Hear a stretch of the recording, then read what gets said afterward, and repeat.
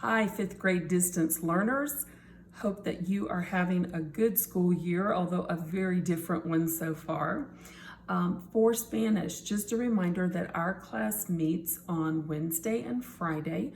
So since you do the work the next day, you should always check the assignment section in your Spanish Google Classroom on Thursday and on Monday to do the work.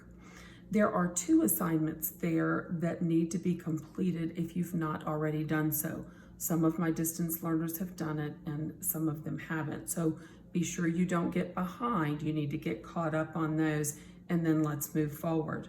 One of them is dated 8/19. It's the Quizlet homework. If you have trouble signing in to Quizlet, some people have and some people haven't. If you have difficulty, please have your parent contact Mr. Thomas in the school office and he'll help with that. There is another assignment, the 821 pretest. If you have not taken the pretest on our vocab, please do that. You just need to click on the link and it's an online test that you can take. So if you have completed both of those, that's great. Continue on with this video. If you haven't done those yet, stop the video, go and do those 2 assignments, and after those are done, then you can come back, maybe on another day, because that would be a lot for one day. But let's get started and get going with our vocab, okay? So what we did in class the other day was first just to practice some with the vocab. We're going to try this and see. I want you to talk back to me when I say things to you in Spanish, and I'm going to give you a minute to do that, and then I'll suggest some things that maybe you could have said. You want to get to where you can use our Spanish vocabulary to have a conversation with someone. So for example, if I say, "Buenos días," what might you say in return? Buenos días. Well, if you told me buenos días back, that would be a great response. Good morning. If somebody tells you good morning, you can tell them good morning back. Or you might just say, hola, hi. Either one of those would be a great response. What if I ask, ¿Cómo te llamas? I'll slow down and say it again. ¿Cómo te llamas? Well, I asked you, what is your name? So I hope you told me back, me llamo, and then said your name. If I was answering that question, I would say, me llamo Señora Miller. Say me llamo with me. Me llamo. Great, thank you. How about this question? ¿Cómo se llama el chico? Well, I'm not showing you anyone and I'm not pointing to anyone. In class, we point to other people and ask, ¿Cómo se llama el chico or la chica? What if I was pointing to, let's say I was pointing to Andreas. If I asked you, ¿Cómo se llama el chico? And pointed to Andreas, how would you answer me?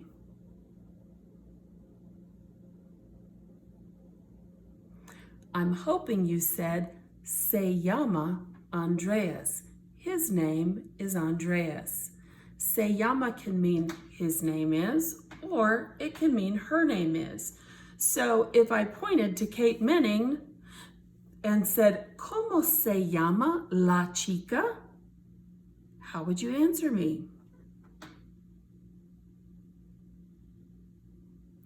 If you said, se llama Kate, you'd be exactly right. Se llama Kate would be, her name is Kate. One more question. ¿Cómo estás? I bet you said, muy bien, gracias. Very well, thank you, because I asked you, ¿Cómo estás? How are you? But you might have also said, más o menos, more or less okay, or así, así, so, or even muy mal, very bad. In any case, I hope you're not muy mal. I hope you're muy bien. And it's time now to do a worksheet that we did in class on Wednesday. So if you will print the attachment, there's a link attached to this assignment that has a worksheet. If you will look at the directions and then complete the conversation on the page, in the next video, I'll check it with you. So have it ready when the next video is posted. Fifth graders, I want to look at the worksheet with you and go over the directions for it before you start to do it. Remember, you're going to print this out and then do it and then post a copy of it so I can see that you did the work and see if you had any trouble with it. The sheet is page 12. And we are building your workbook one page at a time. And so you'll keep these all together. Don't just do it and throw it away. This will be good study notes to look back at when we're ready for a test. So Lección 1, lesson 1, what's your name is what we're talking about. And so to talk about people's names in Spanish, combine a form of llamar, llamo, llamas, or llama, with a pronoun that refers to self. And so we have already looked at those notes in the previous video. So you're going to practice it. Below are two word banks, Word Bank 1 and Word Bank 2.